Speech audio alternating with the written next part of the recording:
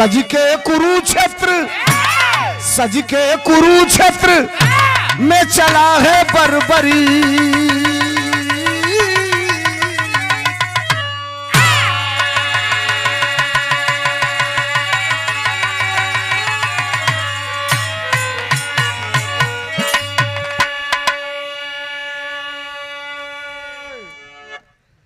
कहानी हमारी शुरू कहां से है? महाभारत के जंग का ऐलान हो चुका था कि परसों से महाभारत होगा। दोनों दल अपनी अपनी सेनाएं सजाकर इस फिराक में थे कि इस महाभारत के जंग को किसी तरह जीता जाए। महाभारत का लड़ाई का ऐलान भइले के बाद, नौजवानों सुनना है आप, ये कहानी जो मैं आपके बीच में रखूंगा बड़ी अच्छी बात है। महाभारत के लड़ाई का ऐलान होने के बाद सबसे ज्यादा दुखी अगर कोई था, सबसे ज्यादा, पीयूष आप भी सुनिए, बिरहा पहली बार सुन रहे हैं, सबसे ज्यादा दुखी कोई था तो वो कुंती थी।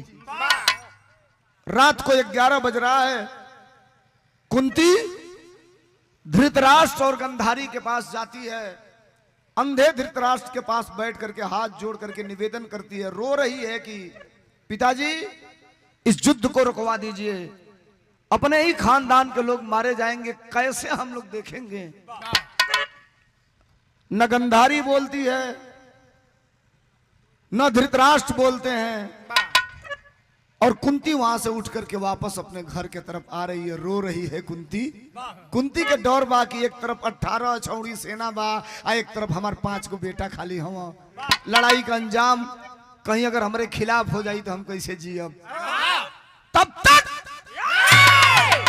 कुंती जा रही है, पीछे से आकर एक महिला ने कुंती की कलाई पकड़ लिया। पलट के कुंती देखती है एक औरत घूंघट में है, और कुंती पूछलस कि तुम कौन हो? कहीं तुम्हारे खानदान की बहू हूं, मेरी कलाई क्यों पकड़ा रात को? तो वो महिला ने कहा कि आप रो क्यों रही हो? कही अरे पगली, ते रोवले के फेर में हवे, परसों से लड़ाई हुई महाभारत का कुरुक्षेत्र में, एक तरफ कौरव 18 छौड़ी सेना लेकर रही हाँ, एक तरफ हमार 5 को बेटा अकेले भगवान कन्हैया के साथ लड़ी हाँ। रोवत ऐसे वाली कि एक को बेटा हमारे अगर मर जाई हाँ तो हम वही दिने जीते जी मर जाई। अरे डांट के आवाज देती है, खबरदार, हम वादा करत हई न तहार बेटा हरिहा न तहार बेटा मरिहा। कलश वो कैसे? कलश आपके ही खानदान में एक 12 साल का योद्धा है जो अकेले एक बार से पूरे महाभारत को खत्म कर देगा। कुंती रोवत रहे, हाली हाली आस पहुंच के वो मेहरुआ को तकलस कलश ए बहनी के हाउ, कलश के ह कैसे ह, एकर चिंता तू छोड़ा, तो से हम वादा कर दे कि न तार बेटा हरी हा न तार बेटा मरी हा। तू अपने घरे जा। कुंती अपने घरे, ये औरत अपने घरे। रात बीतल, सवेर के टाइम में वो मेहरारू अपने 12 साल के बेटा के नहवावत धोवावत बिया। महाभारत में वो 12 साल के लड़का का नाम बतावल गई बर्बरीक। सवेर का टाइम है, अपने लड़का के नहवावत धोवावत बिया। बिरहा में तरज लाग गई, कवन तरज हमार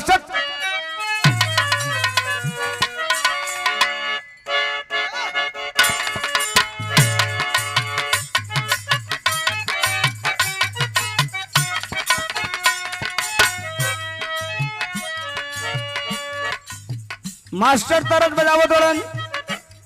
अब अध्यक्ष जी बैठे हैं, थोड़ा कुछ कहने में भी मुझे दिक्कत हो रही है। मर्द बहरा जाता कमाए, मेहरारू पीछे से कुर्ता खींच दिले बिया।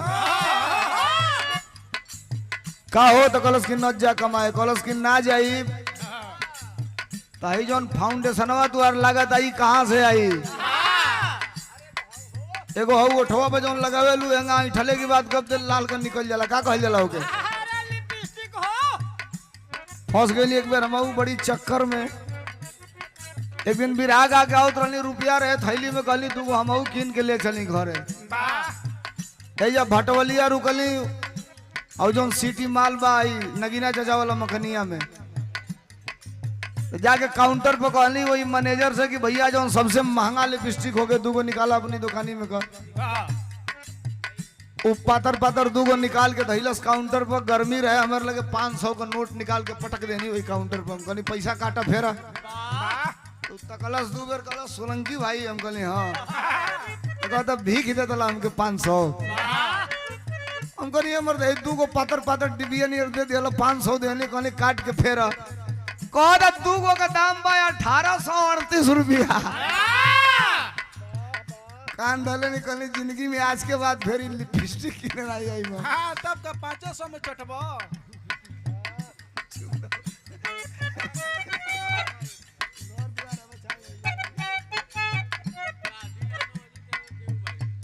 देववारी की धरती से गांधी यादव अजीत यादव हमारे दोनों भैया की तरफ से कोरस तनी बढ़ा दिया। अब भाई 7 तारीख के बिरहार आला भाई लोगन की यहाँ काशीदास बाबा के पूजा में बहुत बहुत धन्यवाद, बहुत बहुत नमस्कार। मेहरारू मर्द का कुर्ता खिंचले हम। मर्द कहता कमाए जाई कलश की न जा। कलश ना जाई तो काम कैसे चली। तो कलश हम जुगाड़ बताओ तनी। कलश कौन जुगाड़ बा तो मेहरारू बताओलस का करे जाइबा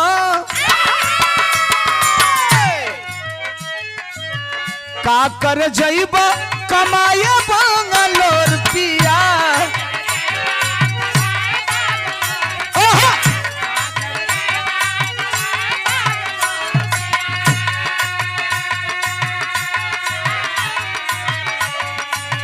का कर जाइबा कमाए बंगलोर पिया। खोली ले त घर ही खोली ले त घर ही किराना स्टोर पिया। खोली ले त घर ही किराना स्टोर पिया। खोली ले त चल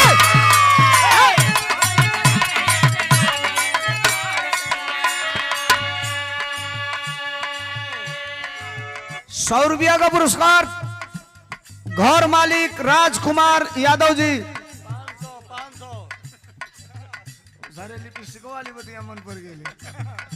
500 रुपया का पुरस्कार राजकुमार भैया की ओर से बहुत बहुत धन्यवाद, बहुत बहुत नमस्कार। शुरुआत में मालवा पहिरा के चल गए हम कहलिए सुखले सुखले जाई का ही देखता नहीं तब बदवा में कहले हैं जाता ले लिया भाई। राजकुमार भैया के नमस्ते पढ़ा। माई आगे गई पीछे परिवार का बढ़ंती करा। भैया के बहुत बहुत धन्यवाद, बहुत बहुत नमस्कार। आप सबके नमस्ते प्रणाम। गांधी और अजीत भैया देवबारी ये दोनों भाइयों के तरफ से 100 रुपया का पुरस्कार नमस्ते प्रणाम। हाई सुना सबेर का टाइम है भैया, भैया सबेर का टाइम है। वो मेहरारू अपने 12 साल के लड़का के तैयार करो। अध्यक्ष जी जरा सुनिएगा। सुबह का टाइम है। Oh my god please do not to speak in this time. सरकार क्षमा करेंगे, धीरे से बतिया लो। ऐसे बढ़न को हथियार बाना है मिलते नहीं खे सरकार में। हमनी के मिलते नहीं खे। 12 साल के लड़का के नहवा धोवा के तैयार कैलस। पीताम्बरी पहिरौलस। धनुष बाण लड़का के शरीर पर कसलस। और बेटवा से कलस बेटा तो के जाए बा कुरुक्षेत्र।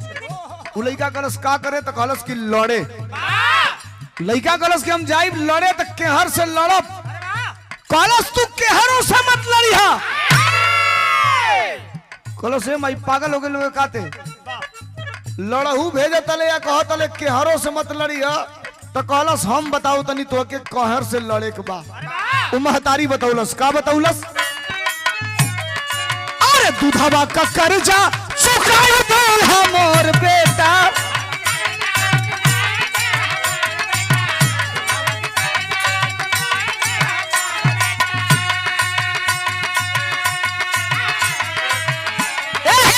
दूधवा का कर्जा चुकाई दे हमर बेटा। हारी जेवो के अरे हारी जेवो के जिताई दी हमर बेटा। हारी जेवो के चल बड़ा के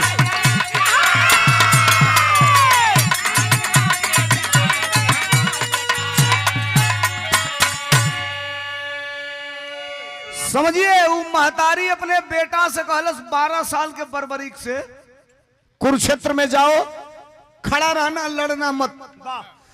तब तक मत लड़ना जब तक एक टीम हारने न लगे। और जवन टीम हारी बेटा वो हरे से खड़ा होके ते लड़ल चालू कर दिए। अब थोड़ा सा आप क्लाइमेट समझिए ना। उस औरत के कहने का तात्पर्य ये था, वही सोचलस कि कौरव के पास 18 अछौड़ी सेना है, पांडव केवल 5 भाई हैं, अकेले भगवान कन्हैया है, तो 18 अछौड़ी सेना 20 पड़ी पांडव पर।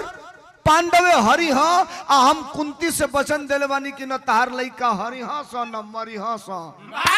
तो डायरेक्ट अपनी लइकवा से ना कही के इनडायरेक्ट कहलस कि जे हारी वही की ओर से खड़ा होके लड़ी है। अब वो नौजवान छोट बेटा बा, पीतांबरी पहिरले बा, धनुष बाण ले ले बा, चलत बा, घन घन घन घन घन घन घन घन घन घन घन घन घुंघरू बाजता।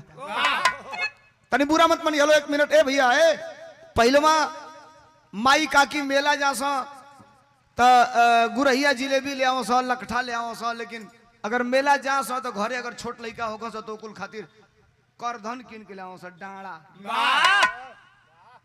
तो हम लोग की ओर का कहल जाला, डांडे कहल जाला, करधन करधन। हई नौका लेकिन के कहा करधन पहिरे के मिला, तब तो पहिरते नहीं खसा, पहनावलो नहीं के जा। 30 बरिस के ऊपर के जे होई सबे करधन पहनले होई, करधनिया पहिरावो सा तो वही में दुगो कौड़ी गुई दसा, ओई बीचवा में लम्हा रहे एगो। ना जानल जाला त ना बतियावल जाला। सुना इका कहला हम साफ कह दी तो हम लोग के बीचे, जब माई काकी करधन पहिरावो सा दुगो कौड़ी रहे, वही में एगो चानी के हेते बड़ा गदा नियर बनवा के कोई अगवा कोई करधनिया में लटका दा। सो जान तला कौने लेकिन खातिर लटकावल जाओ। ए तालो देख गलत नहीं की बताओ, एकदम रियल बताओ तनी। अब ना अंडरवियर मिलता तो जन्मते से लइका जंघिया अंडरवियर पहिरे तना सो, पहले 2 साल ले लइका उघारे घूम से धूरी माटी में कोई कोई रुकिया, कोई कोई में बिगड़ा रहा सब, बार उकुल का हाथ जाओ जा पकड़ के मिसल चालू करना। छोटका लइका हो कई को जैसे बिगड़ जाना सा, तो माई देखो महतारी से बड़हन डॉक्टर केहू ना होला। और वही में चनिया के बनवा के अगवा लटका दो सो, जब हाथ लगाओ तो टाइट का चनिया वाला पकड़ा, 2 बेर 4 बेर 10 बेर करत करत आदत छूट जाओ। माई काकिन कर। अच्छा एहू के मत बुरा मनी हो, पहले महतारी काकी अपने लइकन के मीसा सा, साल भर का लइका रहे तो के बुकुआ से मीसा सा, इतने गरी जास्मीन के तेल से मिसाता ना सा लइका। बुकुआ नौका लइकन से पूछबो तो का जनी सा का कहल जाला, पियरा सरसों का पीस के करू के तेल में निसोक डाल के ओके बुकुआ बनावल जा। तो पहले माई काकी छोट लइका रह सब बैठ के टंगरी फैला के पेटकुनिया को कोई टंगरी पर लइकन के मीस के फिर उतान करो सब मीस के आ तेलवा तहीं से लगा के फिर बुकुआ छोड़ा दो से एकदम साफ हो जाए। होने का तू हम दूसर बात कहत नहीं। और ओकरी बाद अगर लइका होगा से लइका अगर लइका बा 1.5 साल का तो उ लाट के ओकरी थिया उघार के छुनिया में 2 ठोप करू के तेल डाल के पकड़ के फूक। अरे जाम ना होई, ये सब भगपूर्वक भक्त खुल जाई। ना नहीं खजाना ये सबके साथे भइल होई, सबका माई काकी अगर मिसाइल जो होई ओकर साथे ये 100% है कि हुआ हो। तुनुओं के साथे भइल बा। माई अपने बेटवा के भेजा दिया, लइका चलत बा घन घन घन घन घुंघरू बाजता। कैसे मास्टर?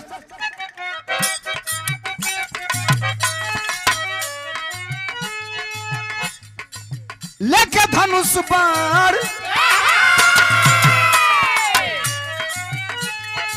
अरे लेके धनुष बाण चली भइले बल करिया।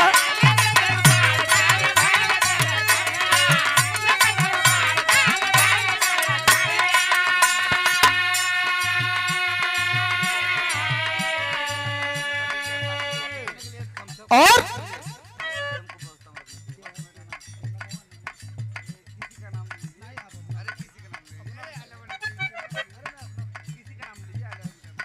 ये 500 रुपयों का आशीर्वाद भैया की तरफ से, भाई के कुछ आदेश है, बहुत धन्यवाद, बहुत नमस्कार। लेके धनुष बाण चली भइले बल करिया।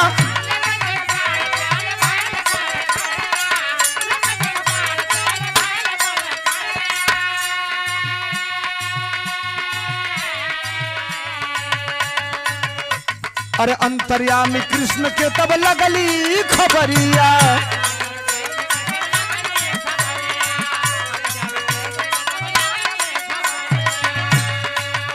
अरे आई तदेई कुरुक्षेत्र झोंका झोर बेटा।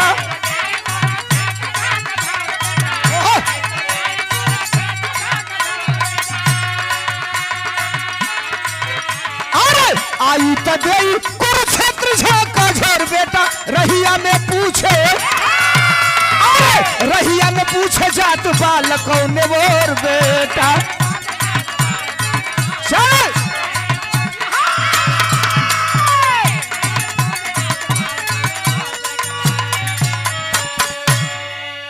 कहानी 70% खत्म है, 30% है विराग मेन भाव बचल है। ये कुरुक्षेत्र के तरफ जब ये नौजवान 12 साल का ये लड़का बर्बरीक चल रहा है, भगवान कन्हैया सवेर का टाइम है, ध्यान धैले हम कि काल लड़ाई चालू हुई सवेरे। अगर कौरव के तरफ से बाण चली तो पांडव के तरफ से वो बाण का काट के चलाई। ये दिमाग में अपन मंथन करत हम तौले इनके ध्यान में लौकल कि एक लड़का चलल बा 12 साल का, अगर वो कुरुक्षेत्र में आ जाई तो हम चाहतनी पांडव के जितावल और वो अकेले के बड़वा से महाभारत खत्म कर दे। पांडव जीतिया का सर्वनाश हो जाई। ए भैया से उठला भगवान कन्हैया ब्राह्मण का भेष बनौलन। अब कुछ लोगन के कहला कि तनी अभी रुका लोग, हम कुछ दूसरे काम में जाते हैं।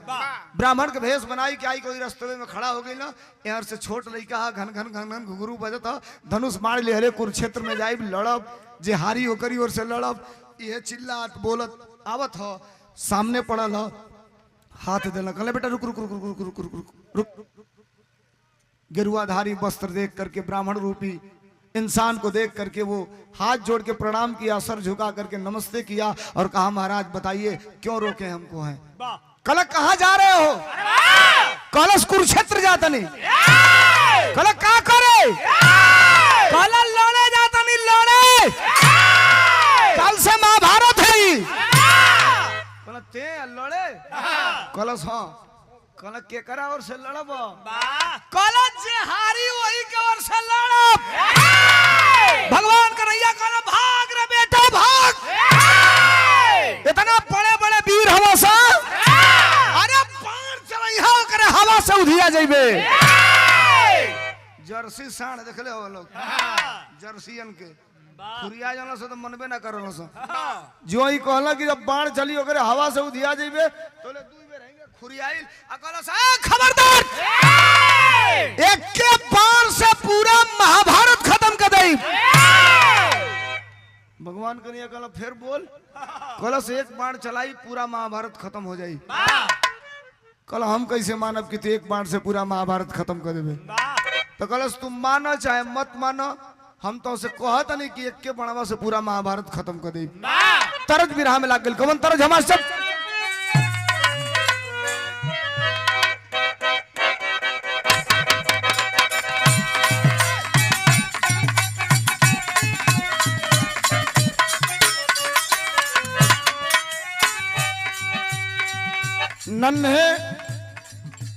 नन्हे गोड़ भाई के तरफ से 100 रुपया का पुरस्कार, बहुत धन्यवाद, बहुत नमस्कार। तरज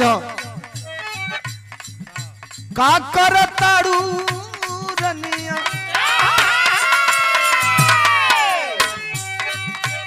अरे का करताड़ू रनिया हमके बतावना।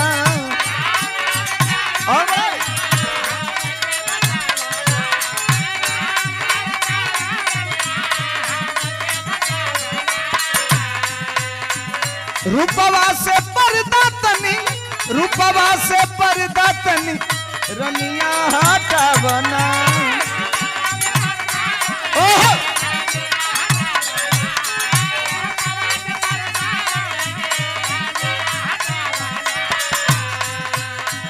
का करताड़ू रनिया हमके बतावना। रूपवा से पर्दा तनी रनिया घटावना। तब मेरा रुआ कहलास माथे पर हम बिदिया लगौनी, माथे पर हम बिदिया लगौनी, लिहली रूप सवारी। पलम जी सरक जाता, सजन जी सरक जाता कमर से इस टोन वाली सारी। पलम जी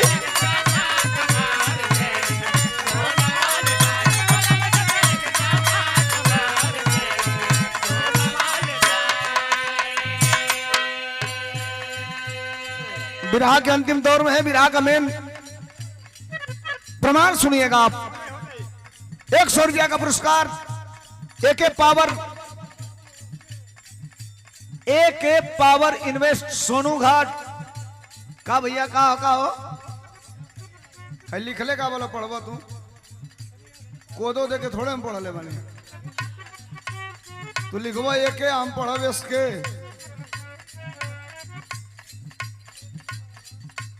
तू लिखले वाला एके देखा साफ लोग बता इन्वेस्ट सोनू घाट प्रोपराइटर सुनील भाई के तरफ से ये साउंड सिस्टम जो इनका चला था कुल मिला के जो नहीं बाजा आप लोगों की आवाज सुनाई देता ये सुनील भाई का पैसा रुपया रहेला तब वो बजा देना ना रहेला तो 2-4-6 महीना खातिर उधारो बाकी बचा देना गेहूं चाउर पे बजा दलो के पर गेहूं चाउर पे हो साउंड भाई की तरफ से 100 रुपया नमस्ते प्रणाम कहियो तू हिम्मत को दे कि हमने कभी रहो गेहूं चाउर पकावे लगे बहुत धन्यवाद बहुत नमस्कार अब भगवान कन्हैया कहला कि अगर तुम एक बार में महाभारत खत्म कर सकते हो तो एक हमारी शर्त है तो नौजवान कहा 1000 शर्त मानने को तैयार हूं आप मानिए कि हम एक बार से महाभारत खत्म करेंगे कल मानव कौन है तो कल उसकी परीक्षा लियल चाहता ले सकेला तो भगवान कन्हैया ऊपर तक पीपर का पेड़ जहाँ खड़ा रहना वही जा कल एगो काम कर अगर एक बार से महाभारत खत्म कर सकेले तो हम जौन कहते नहीं कर तब हम जानब कल बतावा का करे के बा तो भगवान कन्हैया कहला का कहला अरे वीर अगर हुआ बेटा अरे वीर अगर हुआ अपन वीरता देखावना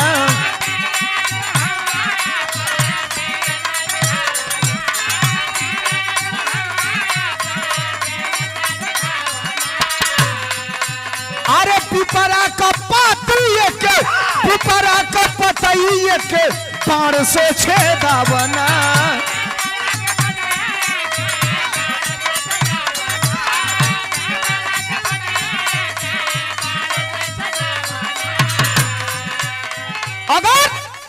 अगर वीर हो एक बार से महाभारत खत्म करने की क्षमता है तो एक बार से पीपल का जितना पतई बा सगरी छेद देवे तब हम जानब कि एक के बार से महाभारत खत्म कर देवे जो ही कहला तो लइकवा पीछे तकलस तरकस से एगो बाण निकाले के आ तोले भगवान कन्हैया एगो पतैया पीपरा का तूर के आ नीचवा गिरा के अपने पैरवा से दबा लिया आ तोले ई का कैलस लइकवा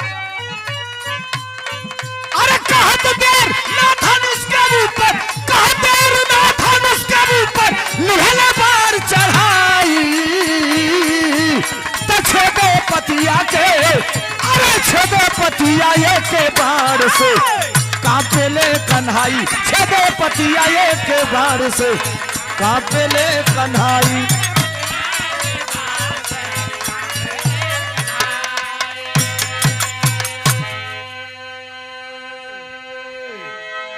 भगवान यादव खड़क बहादुर यादव 100 रुपया देकर के सम्मानित किए खेरिया की धरती से हमारे जन्मभूमि से बहुत धन्यवाद बहुत नमस्कार एक बार खींच के चलाया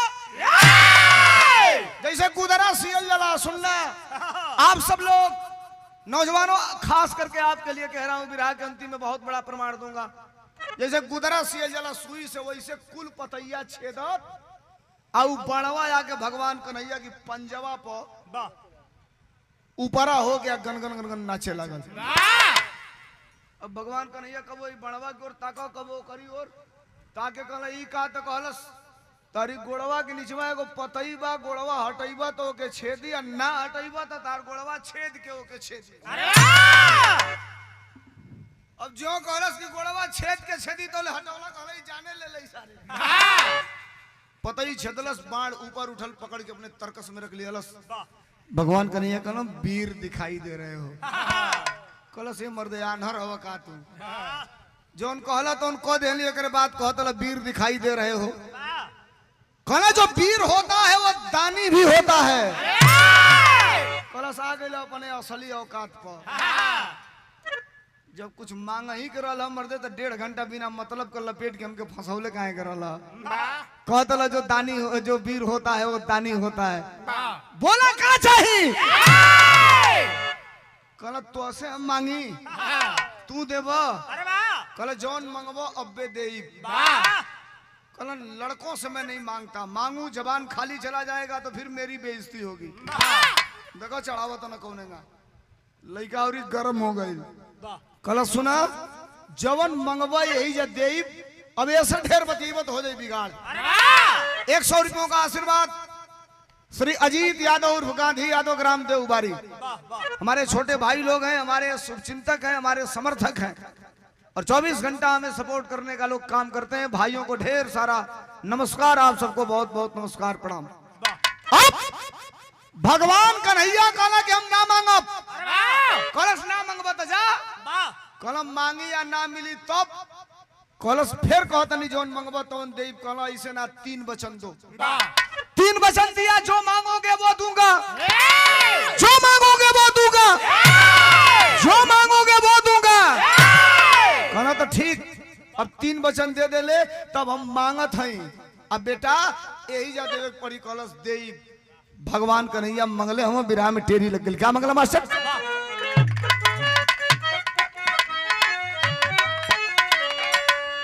रुको हो गोपाल यादव जी घर के सदस्य परिवार के सदस्य हैं, आपके तरफ से बनिया बार की धरती से 500 रुपया का आशीर्वाद, बहुत नमस्कार। भलुआ के ऐतिहासिक धरती से हरिकेश प्रधान जी की तरफ से ये 100 रुपया का पुरस्कार, बहुत धन्यवाद, बहुत नमस्कार आप सबके, नमस्ते प्रणाम। लोहरा की ऐतिहासिक धरती से हमारे पूर्व परिचित हैं काली चरण यादव जी की तरफ से ये 200 रुपया का पुरस्कार, बहुत धन्यवाद। नरसिंह डांड की ऐतिहासिक धरती से राम अवतार यादव पूरा टीमिए चले लिए बिरहा सुने ये बेरा 100 रुपया देकर के सम्मानित किया गया, धन्यवाद। बिरहा का अंतिम पॉइंट है तनी सुनिए लोग, भगवान कन्हैया मांगत हम वो लइका से का मंगला मास्टर?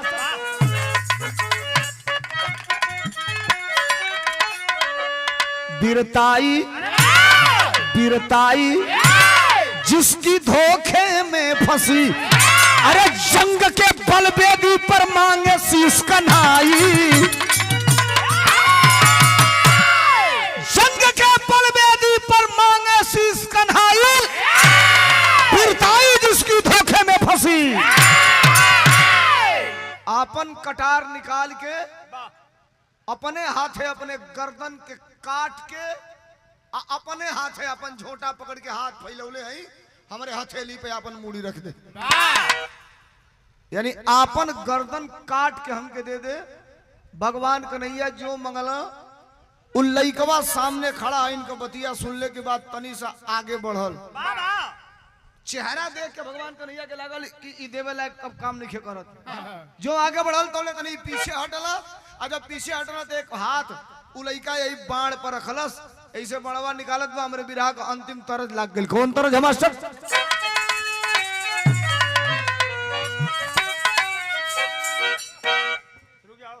से बड़ा बहुत धन्यवाद। अब सुना लो, भगवान कन्हैया कहला गर्दन काट के दे दे, धनुष पर मार चढ़ा लिया और भगवान कन्हैया कहे खबरदार अगर नहीं देना चाहते हो तो कह दो नहीं दूंगा, लेकिन जबान देकर मुकरने वाला मैं पहले कह रहा था कि तुम दे नहीं पाओगे।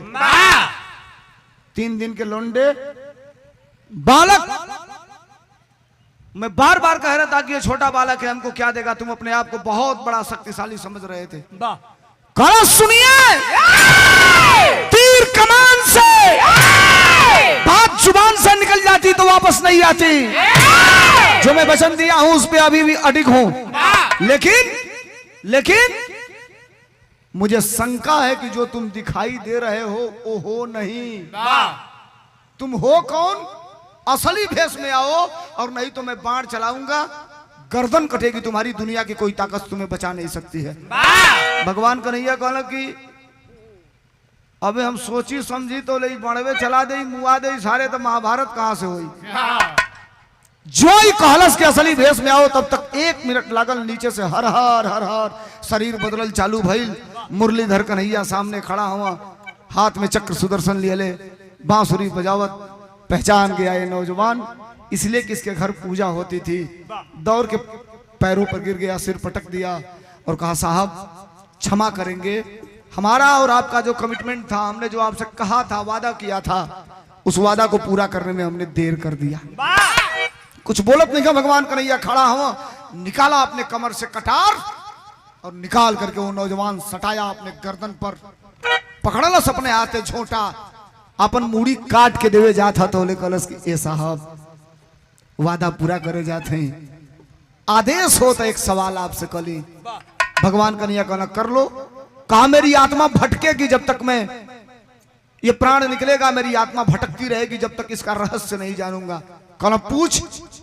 कलश जवन कहला तवन कैली, लेकिन हमारा कसूर क्या है, मेरी गलती क्या है कि हम ही से हमारा गर्दन काट के मांगा जा रहा है। भगवान कन्हैया कहे कि सही सवाल किया तुमने, मैं अगर नहीं बताऊंगा तो भी तुम्हारी आत्मा भटकेगी, और तुमने पूछ दिया तो लो ये तस्वीर भी मैं साफ कर रहा हूं कि तुम्हारा गर्दन में काट क्यों रहा हूं, कटवा क्यों रहा हूं।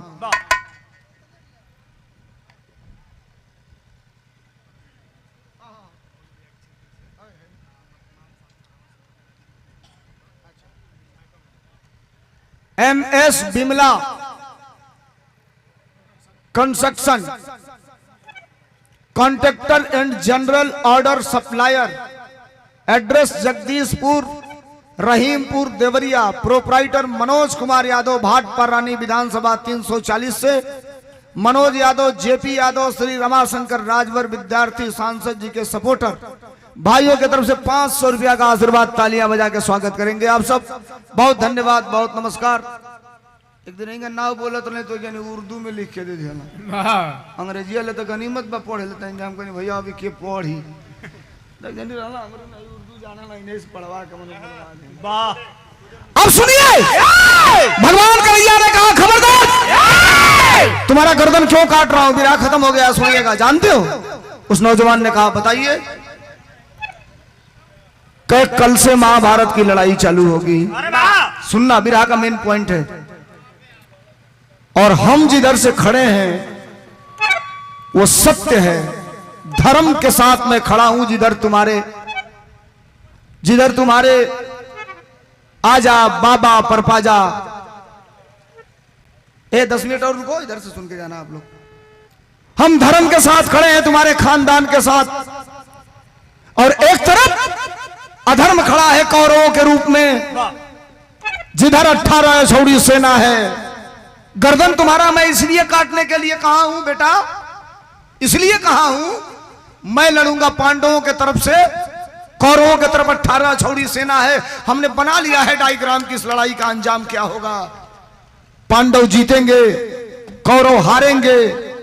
तोर मुड़िया ऐसे कटवावत नहीं कि ते लड़ाई में जइबे तो ते अपने माई से वचन देले वाले, वादा कैले वाले कि ते जे हारी वही के ओर से लड़बे। तो ये लड़ैया में तय बा कि कौरव हरिहा, पांडव जीती हा। आज जब कौरव हरिहा तब कौरव के तरफ से ते खड़ा होकर लड़बे, तब पांडव का एक के बाण में पांडव सहित हमारो सर्वनाश हो जाई। ये लिए तोर मूड़ी काटल जरूरी बा। तुम्हारे कुल और तुम्हारे खानदान को विजेता बनाने के लिए तेरा सर काटना जरूरी है। 1 मिनट की देरी नहीं किया वो नौजवान बर्बरी 12 साल का मित्रों निकाल के कटारी गर्दन पर लगोलस, खचाक के काट के अपन गर्दन अझोटा पकड़ के ऐसे टंगले, और भगवान कन्हैया की हथेली पर छपाक दे पटकलस, खून का छींटा पड़ल। भगवान कन्हैया पूछले हाँ तो ले मुड़िया फिर बोल दियलस। कलश ए साहब मन में हमरे उम्मीद रहा कि महाभारत का लड़ाई देखो, कल वादा कर रहा हूं तुमसे कि तुम महाभारत की लड़ाई देखोगे। हाथ उठौला वो मुड़ी आसमान में चल गई। अब एजा के बाद एजे छोड़ा, महाभारत का लड़ाई भइल, कौरव हार गए, पांडव विजेता हुए। महाभारत का लड़ाई क दिन चलल, ला साड़ू भाई को 21 दिन चलल। अबे पूछल लग कि सनी लियोन का कपड़ा कौन है कलर के बाद खरीदे बता दे। साइज कितना हो? ये भाजपा वालों ने मोस्ट बैकवर्ड, और हम लोगों के दिमाग में एक ही बात फीट कर दिया, फीट कर दिया। सबसे बड़े आपके कोई दुश्मन है तो यही है। ये गलत मैसेज डाला, वाह और इस बार लोगों ने जब सामंजस्य बनाया पीडीए, तो परिणाम उसका आपके सामने है। समझिए हम क्या कहना चाहते हैं। महाभारत की लड़ाई 18 दिन चली, पांडव विजेता हुए, कौरव हार गए। आराम करत रहे लो, 2 दिन के बाद नींद से जागल हवा। पहले भीम दुआरी बजाई के गदा लेके ऐठत हवा, कहला कि ई गदवा ना रही तो हम ना रहती तो लड़ैया कैसे जीतल गई। अर्जुन के सुना गल, जागल वाला उठ के कहला कहो मर्दे कैसन फाटत हवा तू, अकेले तू जीत लिया। हम ना रहती, कर्णवा के मरले ना रहती, जेके जेके कहलो के मरले ना रहती तो लड़ैया कैसे जीतल गई। आज तौले भगवान कन्हैया वैया घूमत आ गई, कहल कहो कैसन तान लोग अनिचत हवा लोग, तो कहल ये साहब बड़ा लोहा लेवे के पड़ल, ना रहती या तो लड़ाइए ना जीतल गई रही। भगवान कन्हैया कहला कि भरम में मत रहा लोग, तो हम लोग भरम अका के तो हम लोग के चलते लड़ाइया जीतल गई। अर्जुन ऋषिया गए, कहला मर्दे मजाक मत करो यार, जेके कहला हो के मरली मुअवली भगवान, और तू कहत हो कि हमारे चलते लड़ाइए ना जीतल गई। कहला दिमाग से निकाल ला कि तू लड़ला तो हरो चलते जीतल गई। ऋषियाइल हवा अर्जुन भगवान कन्हैया पर, ऋषिया के पूछत हवा बिरा के खड़ी में, का पूछला मास्टर?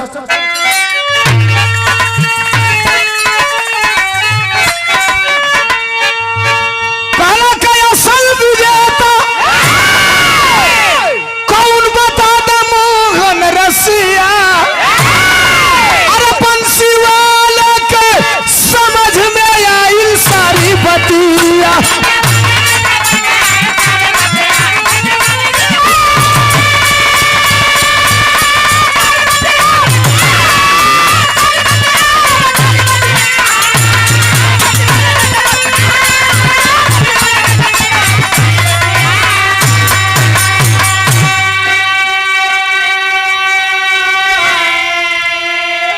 भगवान अगर हम नहीं लड़े तो लड़ा कौन, जीता कौन?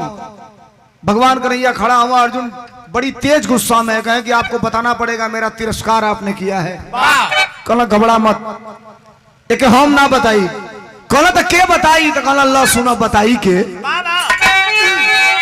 कहला कि ये कर गवाही यही तुहरो खानदान हो, के बरबरी के पास आइले भगवान हो।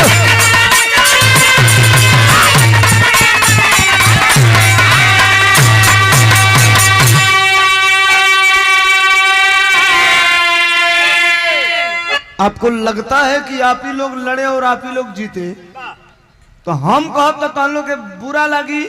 तो हर एक खानदान का एक आदमी बा जो पूरा महाभारत का लड़ैया देखले बा, वही से तो साबित कराई कि के लड़ल के जीतल। लेके पांचों भाई के आगे फिर कुरुक्षेत्र मटिया पर पैरवा रखा था तो फच फच खून फीका था। अर्जुन कहले कि भाई तो 18 दिन ही में लड़वोल, फिर ऐसा लेके चलिए कहला लड़वावे नहीं खिले आइल तो के क्लियर करावे ले आइल है।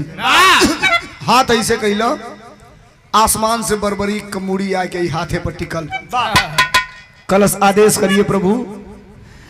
अर्जुन से कहला लइकवा के चिन्ह दला, कहला के ह, तो कहला ही तोहरे खानदान का लइका ह। अब तोरे अर्जुन आ गए ना उत्तेजना में, कहला के एकर गर्दन काटल, कैसे एकर मुड़ी कटल?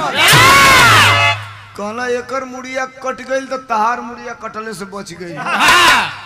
एजा गर्मी मत दिखावा, जोने खातिर ले आई नहीं वो पूछा। तो कहला ई कटल की मुड़िया बताई, कहला पूछा था तो मुड़िया से कहले बेटा बताओ महाभारत की लड़ाई में कन्हैया कहत ना हमन का लड़बे ना करिए, ते बताओ हमके देखले कि ना देखले? तो कहलस तू रहला का है लड़ैया में? अब खड़ा भइला अर्जुन, निकलना धनुष बाण, भगवान कन्हैया हाथ दबौला, कहला गरम मत हो खा, ठंडा से पहले ऐसे बतियावा। कहला सही बोल, के देखले? कहलस कि हम तो के देखबे ना कैली। क्या रहला रथवा के पिछवा ठेला तोला तनाई रहला अनहारे, तमतमाइल हम भगवान कन्हैया। भीम कहीं गदा लेके आगे फड़कत हम, भगवान कन्हैया कहला रुका लो, तैस में न रहलो, लइकवा से पहले जानो लो को हल्का चाहता। वो कटा हुआ शीश कहा कि साहब कुरुक्षेत्र के लड़ाई के दौरान मुझे जो दिखाई दिया 18 दिन की लड़ाई में देखा हूं। वीडियो रिकॉर्डिंग है इसमें पूरे आंखों में। पूछिए कहां कब किसको किस तरह मारा गया है मैं बताऊंगा। मैंने जो देखा वो जानते हैं क्या देखा? अर्जुन कहना का तब बतौलस उलैकवा का बतौलस कहलस कि कोई नहीं मारा कोई को रन बीचे कहलस के सगरी महाभारत है कन्हैया जीते।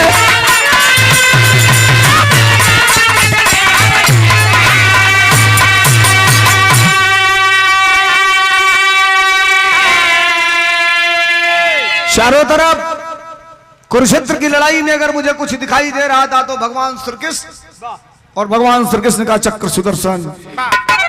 तो लोग एक को बेर ना देख ली भैया, बुरा मत मनिए लोग, गलत बोलबे ना करब।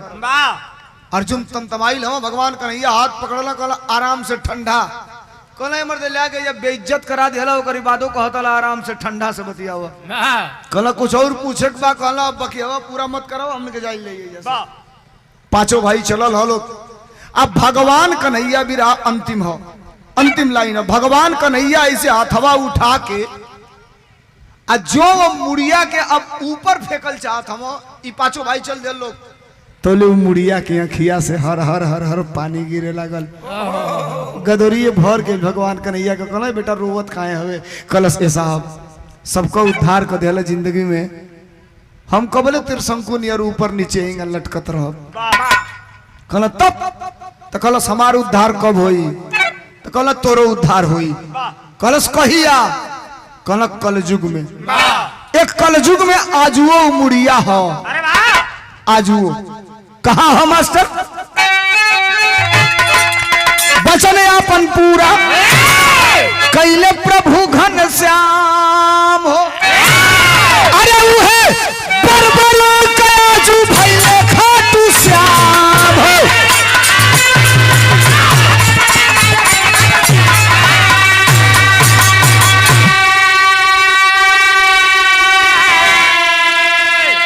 वो कटा हुआ शीश बर्बरीक का आज भी कलयुग में पूजा जाता है। राजस्थान के अंदर एक जगह है जिसका नाम है सालासर, और उस सालासर में एक बहुत बड़ा मंदिर है खाटू श्याम।